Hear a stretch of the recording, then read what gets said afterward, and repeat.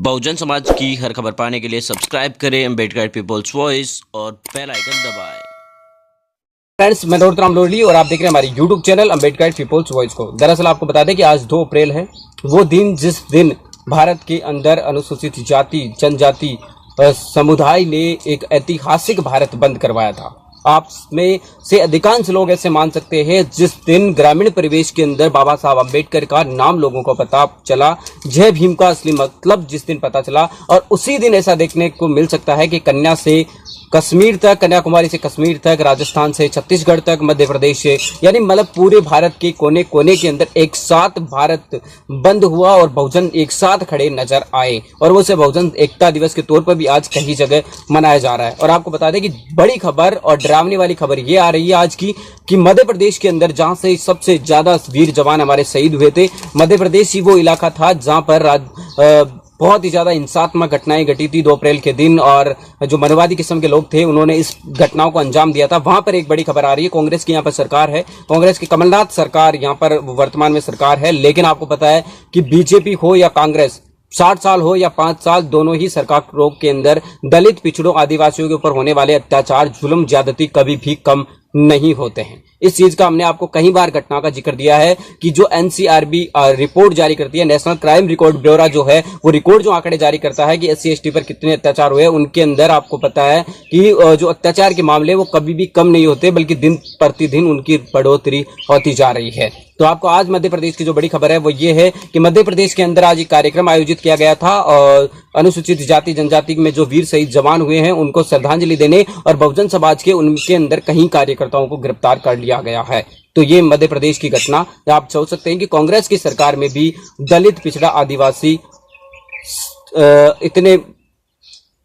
मजबूर है कि आप समझ सकते हैं। और आपको बता दें कि उसके बावजूद भी हमारे जो लोग हैं वो कांग्रेस का पिछड़ा पूंछड़ा जो है वो छोड़ना नहीं चाहते। ये सच्चाई है, ये कड़वी सच्चाई है कि कांग्रेस के चिपट कर रहना चाहते हैं। जिस कांग्रेस के बारे में बाबा साहब अम्बेडकर ने हमें बहुत सारी बातें बताई है, काशीराम साहब ने हमें बहुत सारी बातें बताई कि कांग्रेस का असली चेहरा क्या है। 60 साल तक कांग्रेस ने राज किया, लेकिन अनुसूचित जाति जनजाति को आज तक वो अधिकार नहीं दिलवा पाए। अनुसूचित जाति जनजाति समिति सिर्फ ये चाहती है कि जो संविधान के अंदर उनके अधिकार लिखे गए सही केवल उनको ही आप लागू कर दीजिए। हमें घोषणा पत्र नहीं चाहिए, आपका ब्लेम पत्र नहीं चाहिए, आपका कोई भी पत्र नहीं चाहिए, आपकी जुबानी नहीं चाहिए, लेकिन हमें सिर्फ आपका हमारा जो संविधान बाबा साहब ने बनाया था वो हक अधिकार आप हमारे को पूर्ण रूप से लागू कर दीजिए। लेकिन 60-70 साल बीतने के बावजूद भी, कांग्रेस ने इतने साल राज करने के बावजूद भी कभी भी देश को वो अधिकार नहीं दिए। बीजेपी से तो आप उम्मीद ही नहीं कर सकते कि पिछले 5 सालों के अंदर अनुसूचित जाति जनजाति के ऊपर जितने ज्यादा अत्याचार हुए उसमें कभी भी नहीं हो सकता। आपको अगर डरावनी वाली खबर बीजेपी 5 साल के कार्यकाल में देखे तो रोहित वेमुला से लेकर सहारनपुर, सबीरपुर, ऊना, 2 अप्रैल 13 पॉइंट रोस्टर प्रणाली सहित आदिवासियों को बेदखली का मामला हो, पिछड़े रोस्टर प्रणाली, तमाम वो से फैसले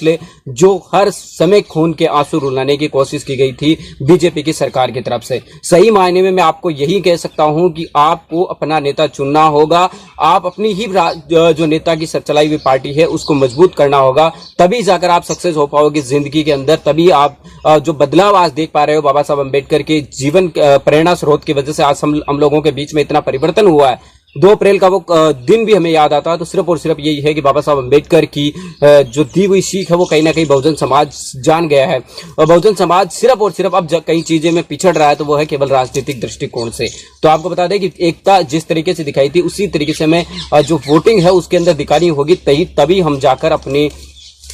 जो ये चमचे मान सकते हैं आप या जो बीजेपी कांग्रेस के मनवादी लोग हैं इनको खत्म करने के लिए आपको अपने समाज के लोगों को एकजुट करना होगा, एकजुटता के साथ उन्हें आगे बढ़ाना होगा। तभी जाकर आप जिस तरीके से 2 अप्रैल को आपने एकजुट ताकत दिखाई थी वही ताकत आपके अंदर आज के वक्त भी मौजूद रहनी चाहिए। दूसरी आपकी बात ये कहना चाहते हैं कि आज के दिन दिल्ली के अंदर भी बहुत बड़े बड़े कार्यक्रम आयोजित किए जा रहे हैं, राजस्थान के जयपुर में भी कार्यक्रम आयोजित करवाए जा रहे हैं। इसी के साथ आपको बता दें कि छोटे छोटे कार्यक्रम पूरे देश भर के अंदर अनुसूचित जाति जनजाति के उन वीर जवानों को याद करने के लिए किया जा रहा है जिन्होंने 2 अप्रैल के दिन अपनी शहादत दी थी। उनके तमाम परिवारों की आप आर्थिक स्थिति देखेंगे तो बहुत ही ज्यादा दयनीय है। इससे पहले आपको बता दें कि उत्तर प्रदेश के अंदर तिवारी जो खत्म हो गया था भीड़ की तरफ से पुलिस की तरफ से उनको करोड़ों रुपए दिए गए थे, लेकिन जो अनुसूचित जाति जनजाति के लिए हक और अधिकारों के लिए लड़ते हुए जो वीर जवान हमारे शहीद हो चुके थे, उनके परिवारों को एक को भी आज तक आर्थिक सहायता सरकार ने देने की कोशिश नहीं की। साथ ही आपको बता दें कि कई बार धमकी देने के बाद भी आज तक SC ST के ऊपर वो दर्ज हुए मुक्त में भी वापस नहीं लिए गए। कांग्रेस की सरकार आने के बाद यह दावा किया गया था, बसपा सुप्रीमो ने भी उनको चैलेंज दिया, सारी तमाम ऐसी कवायदे कई बार कहने के बावजूद भी कांग्रेस ने आज तक वो मुकदमे नहीं हटाए जो SC ST। और इसके पहले बता दें कि आज तक भारत बंद बहुत बार हुआ है, लेकिन कभी भी इतनी ज्यादा संख्या के अंदर मुकदमे दर्ज नहीं हुए, लेकिन उसके बावजूद भी भारत के लोगों के ऊपर, जो बहुजन समाज है उसके लोगों के ऊपर भारत बंद के दौरान बहुत ही ज्यादा संख्या के अंदर है वो मुकदमे दर्ज करवाए गए थे। और आपको बता दें कि आज ही के दिन को खास चुनते हुए बहुजन समाज पार्टी की तरफ से बसपा सुप्रीमो मायावती ने 2 अप्रैल को चुनते हुए बहुजनों को ऐतिहासिक दिन को चुनते हुए अपने चुनावी जो कार्यक्रम है उसका आगाज किया, और उनकी आज उड़ीसा के अंदर रैली थी, और इसके अंदर भी उन्होंने इस रैली को संबोधित करते हुए कांग्रेस और बीजेपी को जमकर निशाने पर लिया। और आप देख सकते हैं उसका वीडियो हमने आपको पहले अपलोड करके दिखाया है कि उसके अंदर कितनी लाखों की भीड़ थी। और आज आपको बता दें खास बात कि प्रधानमंत्री नरेंद्र मोदी की भी उड़ीसा के अंदर रैली थी, उसके अंदर जगह खाली थी, लेकिन बसपा सुप्रीमो मायावती की जो कार्यक्रम था उसके अंदर फुल एकदम बचा हुआ था। बताया जा रहा है कि लाखों की संख्या के अंदर उस रैली के अंदर लोगों की भीड़ थी। तो ये आप देख सकते हैं कि उड़ीसा से भी अच्छी खासी खबर आ सकती है। वहां पर विधानसभा के चुनाव भी है और लोकसभा के चुनाव भी साथ साथ है। मिलेंगे नई वीडियो नई अपडेट के साथ, तब तक आपसे लेते विदा, लेकिन आपसे यही उम्मीद करते हैं कि बहुजन मीडिया को मजबूत करने के लिए आप लाइक करेंगे, कमेंट करेंगे और